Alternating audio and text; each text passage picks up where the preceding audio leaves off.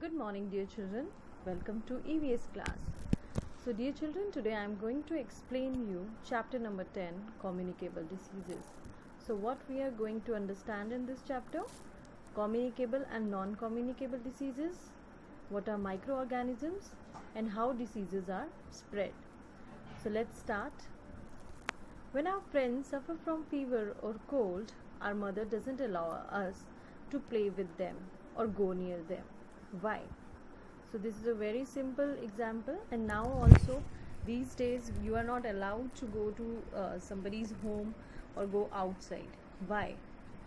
Yes, this is because there are some diseases which are transferred from an infected person to a healthy person by physical contact. So what do you mean by physical contact? Means when we meet each other, कभी हाथ लगाने से कुछ भी हमारे जो body part से एक दूसरे से स्प्रेड होती हैं डिसीजेस से वो फिजिकल कॉन्टैक्ट से वो डिसीजेस पैदा हो रही हैं. So these diseases are called communicable diseases. Communicate करना होता है एक दूसरे से बातचीत करना, तो कम्युनिकेबल डिसीजेस जो एक दूसरे से फैलती हैं. For example influenza, measles, malaria etcetera. So we will one by one we will learn about these diseases also. Communicable diseases are also known as infectious diseases or transmissible diseases. So other names of communicable diseases are infectious or transmissible. The diseases which do not spread from an infected person to a healthy person are called non-communicable diseases. Or opposite of communicable diseases are non-communicable diseases, means these diseases cannot be spread with physical contact.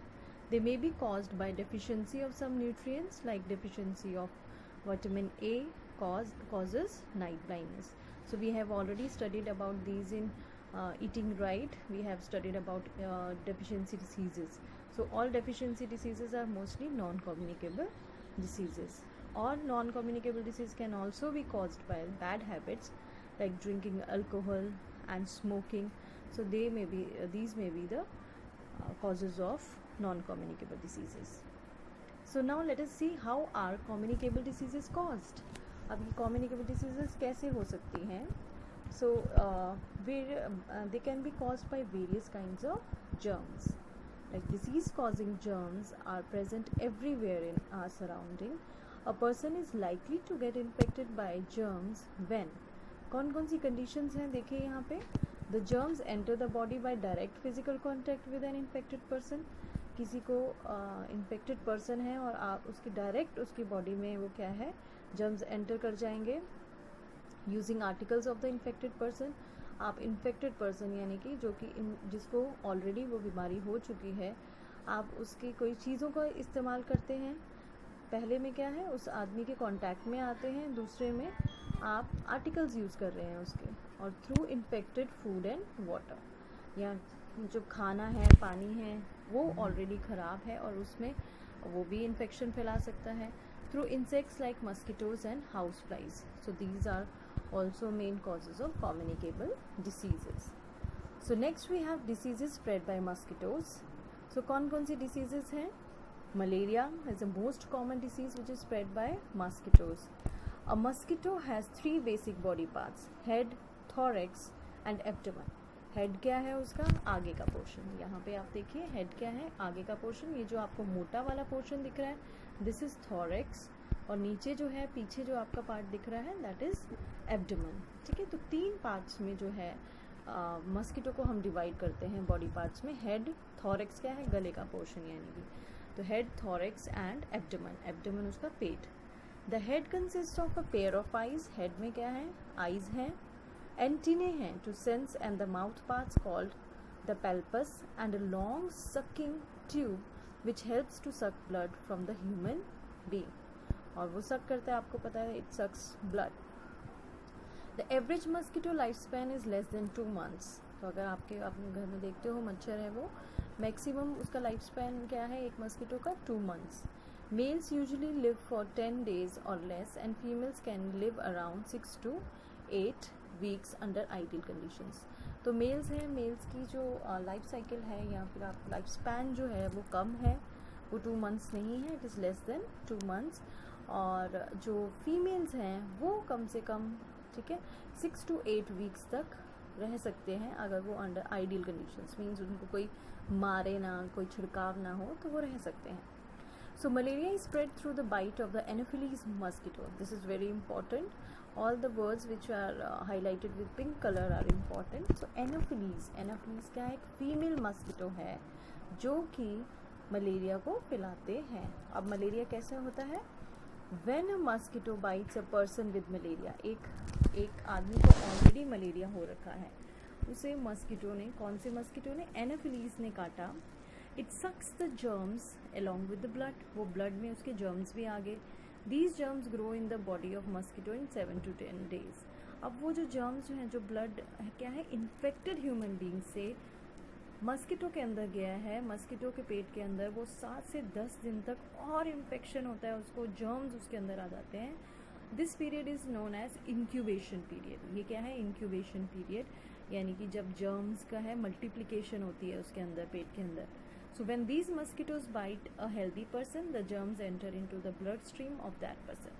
और ऐसा infected जो mosquito है, जब वो हमें काटता है, I would say काटती है बिकॉज इट इज़ फीमेल, तो वो जो मच्छर काटता है तो उससे क्या है, हमारी बॉडी के अंदर वो जर्म्स आ जाते हैं. This is how malaria spreads. Now how can we control malaria? Water should not be allowed to collect near the house. Stagnant water serves as a breeding ground for mosquitoes. This is very important. Stagnant water मतलब खड़ा पानी. तो remember, कहीं भी पानी को collect ना होने, these days when it is very rainy, right? It's raining outside and we use coolers also, right? It's very hot. तो कूलर का पानी चेंज करें, बार बार उसको साफ रखें ताकि उसमें ब्रीड ना कर सके मस्किटो. ब्रीड मतलब ग्रो करना, उसमें जो मस्किटोज हैं वो ग्रो ना कर सके.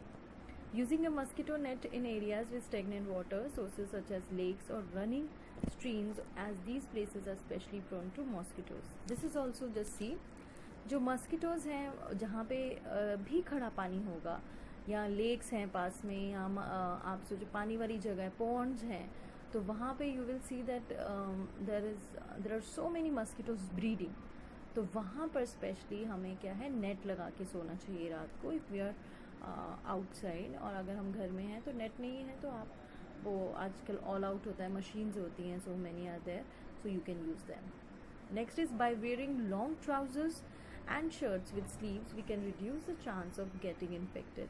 When you go for play, remember, जब आप खेलने जा रहे हैं, पजामा पहन के जाएँ, ट्राउजर्स पैंट्स पहन के जाएँ, या शर्ट्स विद स्लीव्स पहन के जाएँ, so that chances of getting infected are low.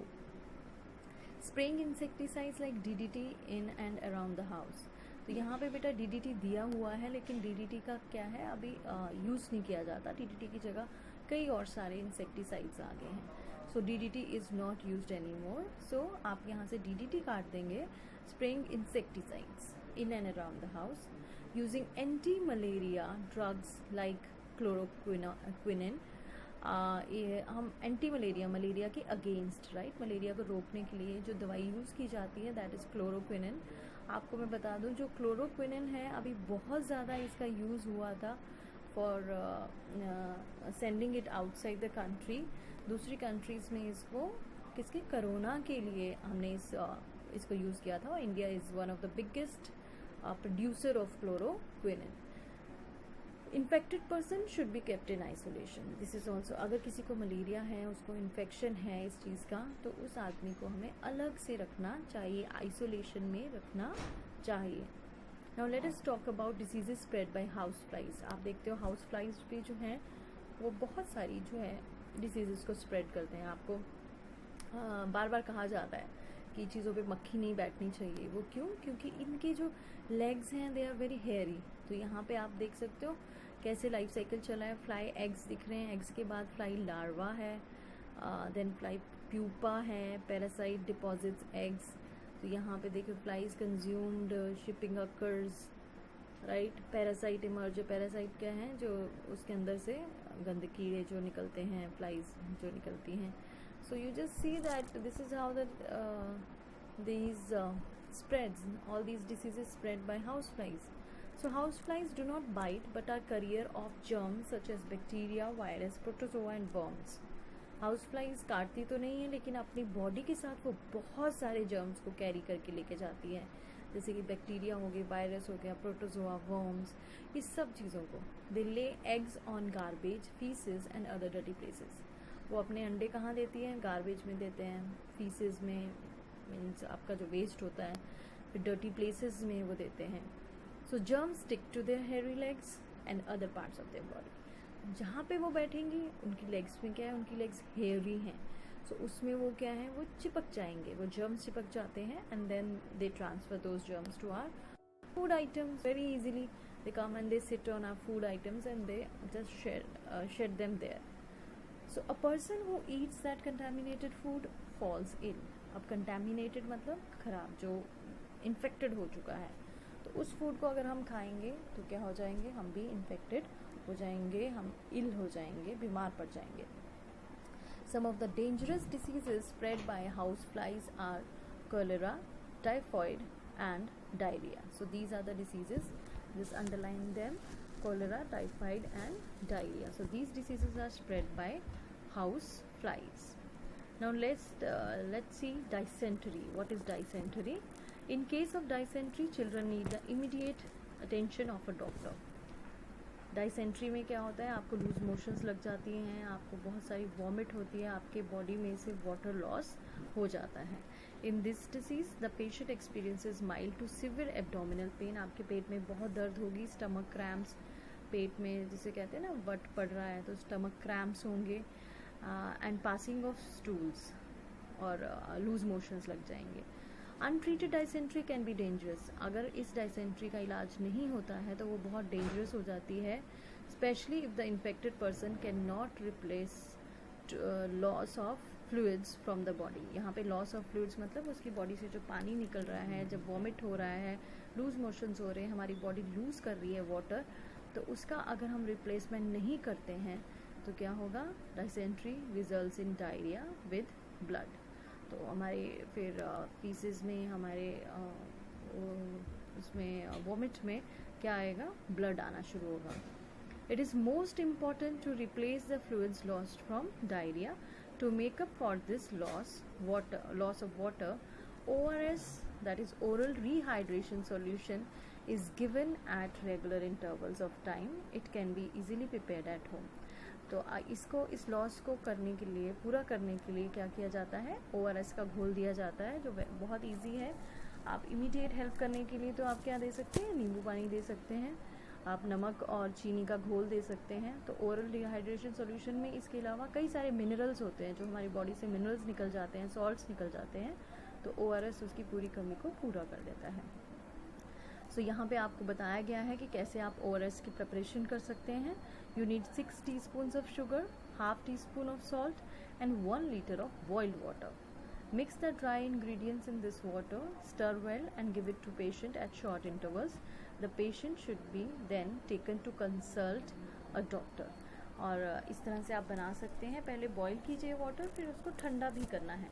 गर्म पानी में नहीं ये सब कुछ दे देना, उसको गर्म पानी नहीं देना पेशेंट को। इस पानी को आप ठंडा करेंगे और फिर उसके बाद देंगे। Next is diseases caused by micro organisms. All your micro organisms are the germs which you can not C.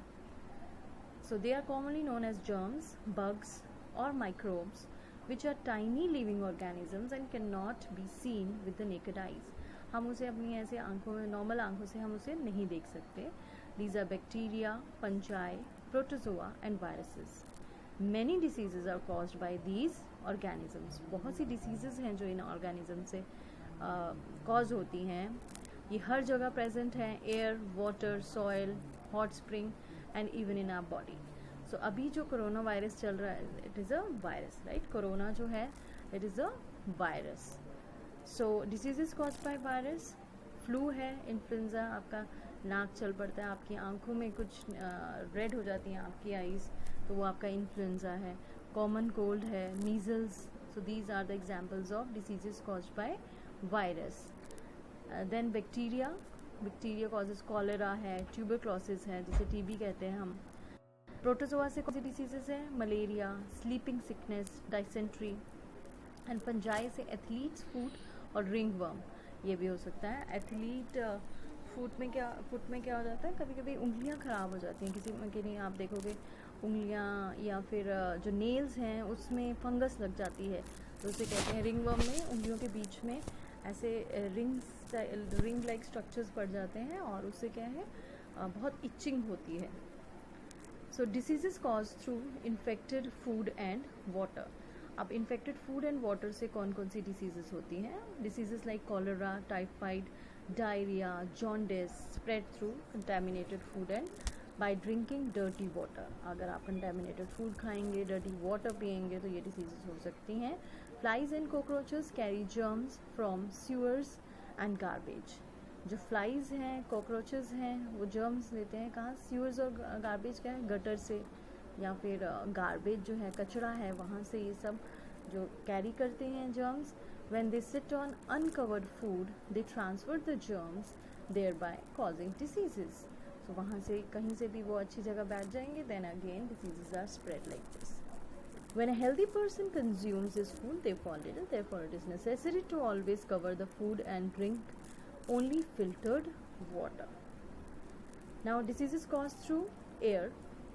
When a person is suffering from common cold, cough, chicken pox, influenza, scarlet fever, etc., when he or she sneezes, cough or laughs, germs spread in the air. When a healthy person breathes the same air, he or she also gets infected. So this is also a kind of airborne disease, like present disease is also an airborne disease. The same way जो diseases air के through जाती हैं, droplets की तरह, जब हम छींक मारते हैं, जब हम कफ करते हैं, so all these causes all these diseases are caused due to air. So these are airborne diseases. So dear children, prevention of communicable diseases will be given in next part. Thank you so much. Thank you for listening to me. Thank you.